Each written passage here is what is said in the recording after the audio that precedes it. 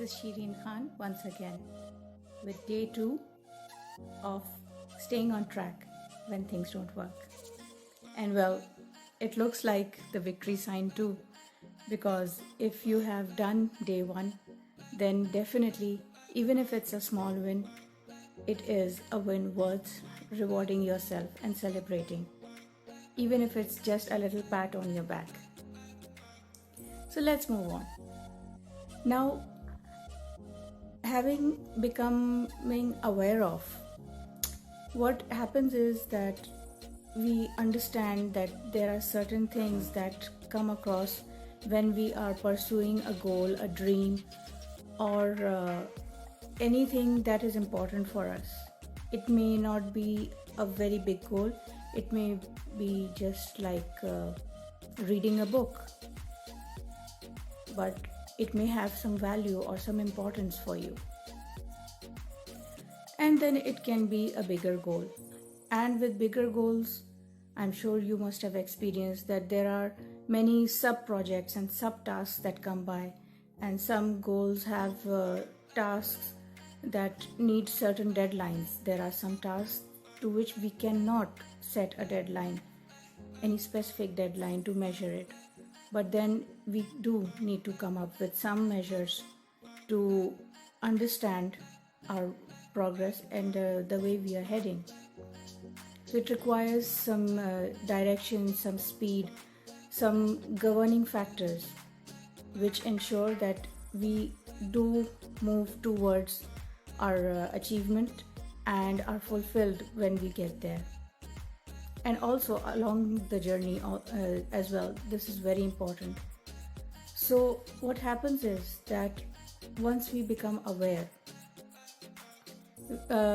certain experiences show that we are getting stressed, or what are our triggers. We start becoming aware of triggers, or sometimes it just happens that we are just over ambitious or over excited, and we just assume that it would take us a lesser time, and when it takes more time than our expectation, then our confidence starts lowering down, or sometimes our plans don't go as we had designed them, and we feel like as if that frustration is just shattering us, and the soul starts to weaken and energy drains.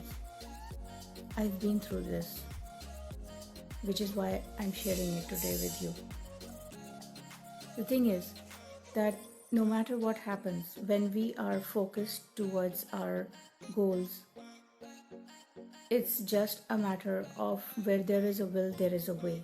Because there may be self-doubts, there may be fears, there may be people who are very sincere to us, and when we go to them for advice, they sometimes turn into our naysayers, people who actually end up shattering our confidence, or spilling their doubts into our dreams. And then of course it becomes very difficult. So these are certain distractors from the our internal self, and from the outer world externally. The thing is that here what we need to do is to bounce back on the track, even if we get distracted. The thing is, we need to develop mental skills and emotional skills. Our emotional state determines how positively or how appropriately we will be able to move towards that direction. Because if we don't, what happens is that we end up either not achieving it, or not achieving our targets as would be better to move towards them.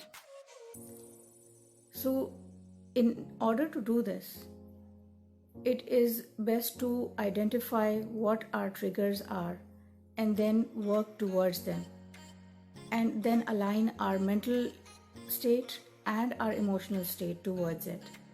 In this way, it becomes easier for us to stay on track. And further, one of the very easiest techniques is what we learnt in school, the progress report. Yes, by keeping a log of our every step, we are able to stay focused not only on the goal but also keep account of our blessings, of our steps in which we are moving towards it, because many things happen. Sometimes it's not only just our relatives or emotion or the environment we are living in. It may be socio-economical pressures, it may be global pressures that we may give into or just derailed.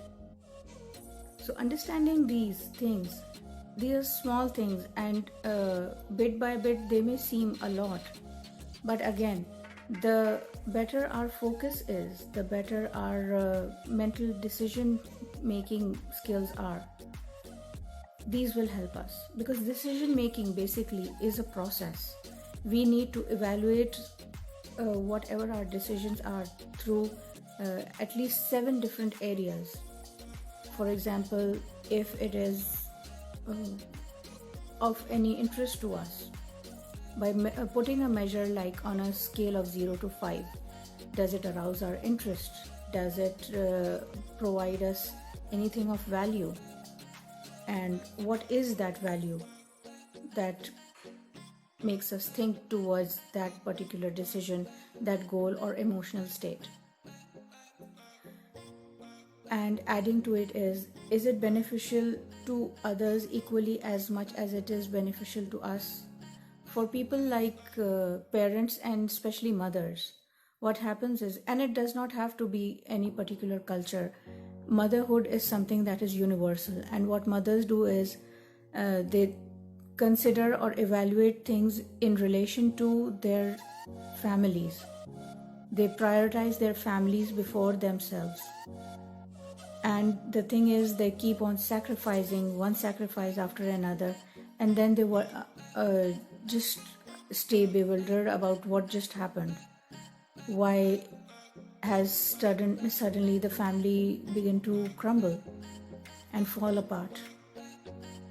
These are some pains that go through when we have weak decision-making muscles. That is all that it is. Our decision-making muscles need to be strengthened to be fulfilled with our goal achievement. To stay on track, these are the key things that we need. And to keep up that momentum and to keep on bouncing back on the track if and whenever we fall off, the only best thing is to keep a progress report. And anytime we move towards it, we need to just be grateful and give ourselves a pat or do something nice for ourselves. Take a walk, maybe exercise, dance, or anything that makes you truly happy. So it can be just a 5 minutes break or even a 15 minutes break, but you need to do something that will elevate your emotional state. And this emotional state, the more consistently it is done, it strengthens the momentum.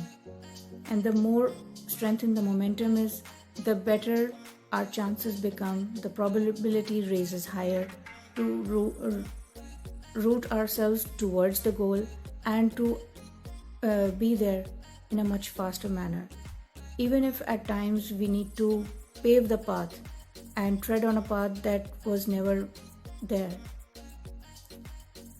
So with these few words that I've just shared with you, it would be great if you would share if there are any questions around this topic or around these 3-day challenge topics that you would want to know more, so that I can include it in the course that I've developed for you. These are actually the tools and techniques learnt out of a seemingly tragedy or challenge that I had faced in my life. I had a nervous breakdown about 20 years ago, and to recover from that, I went left, right, and center towards it, towards resolving it.